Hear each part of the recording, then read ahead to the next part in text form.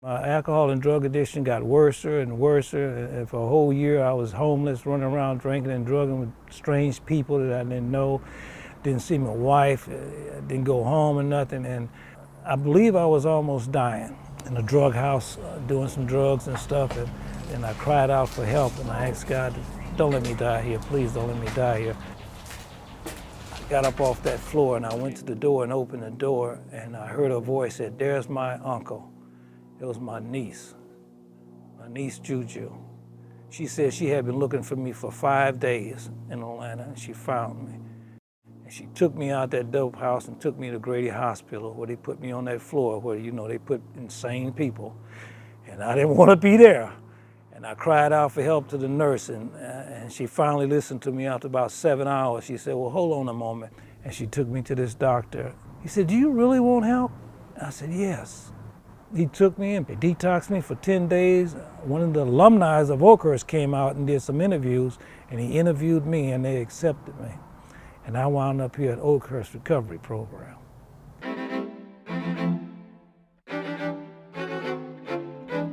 Now, I've started using drugs consciously at the age of 13, and I didn't stop till I was 53 and a half years old. So that's a long drug history, and I want to cling to that. They said that's not the reason why you're here. The reason why you're here is because you're the dope that picked the dope up. Now you need to take a look at why you did that. And going back over in my history a lot here at Oakhurst, you start to take a look and focus on you and the part that you played in a lot of things where you pointed the finger at other people. And I pointed the finger at my parents a lot, which caused me to have a lot of pain, a lot of things that made me go inverted in myself and not share about.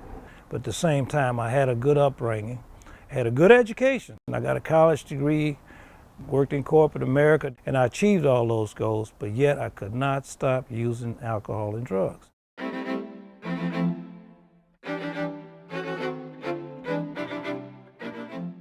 The first thing I had to learn is that I didn't know anything and be honest about spirituality. Now, I came in here believing a lot about Lord Jesus, but if I believed in Lord Jesus, why would I be putting dope into my system? See, now I had to come to that innermost part of me and understand that awareness that, no, that wasn't his instruction, so why are you putting dope in you? So that's one of the hardest things I find with a lot of clients when they come in here, is that they don't look into their innermost selves.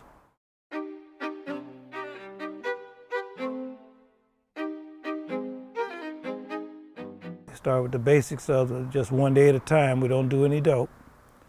Here at Oakhurst, we work on following instructions. Do certain work on feelings, to focus on feelings.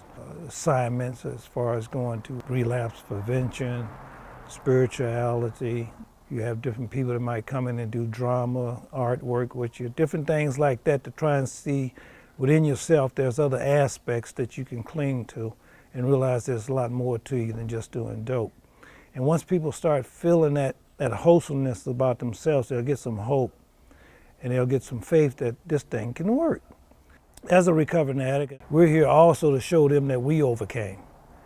We're a living witness that you can overcome. Now, we can't save every addict, that's for sure. I've seen a lot of them come and go here. So it's the thing is that you got to be willing to take certain steps in regards to coming clean with yourself. Not just off dope, but coming clean with yourself. Here at Oakhurst, we're constantly working on things in regards to an addict and his feelings, because that's one thing he did when he was out there. He had a feeling and he wanted to change that feeling, and he thought he found it in dope. And that didn't work. Never worked.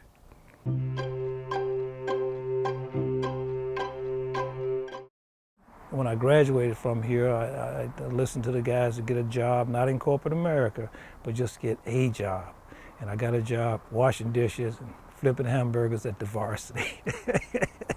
And I used to tease and go to meetings and fuss and cuss that here I am working for $6 an hour, where I used to make 6 figures in corporate America. And it was something about that. It didn't seem like it was working for me, but this thing that I started to believe in, that was taking care of me while I was here, was actually telling me that I was on the right path. And things started to get better.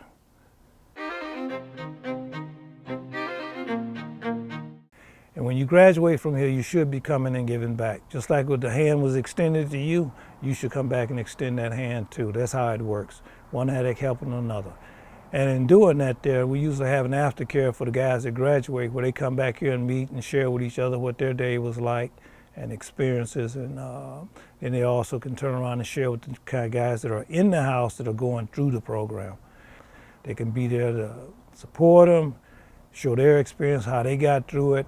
It helps them to stay clean too.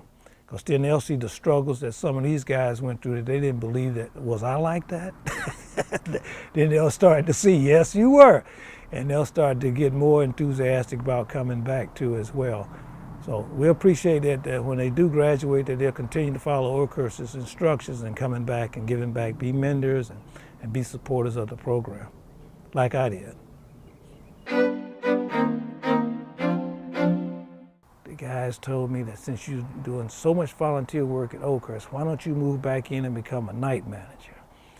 I said, okay, that's no problem with that. You know, I like volunteering with the guys, you know, coming back as a senior member and a graduate. And I did that. And that went on for a couple of years, and they hired a new director. I went through 2 directors, they hired another director. And then the position came up and the guy said, well, why don't you apply for it? I didn't think nothing about it at the time, you know. I said, you know, things was okay with me. I'm working as a night manager. I was working at Emory University at the time, so life was good, you know. But for some odd reason, this thing that I became to believe in as my higher power told me this is the right direction. And his plan was the plan that I needed to follow. And I've always done that based on what I learned here. And I followed that. Now I'm the director of Oakhurst Recovery Program here in 2015. Isn't that a miracle?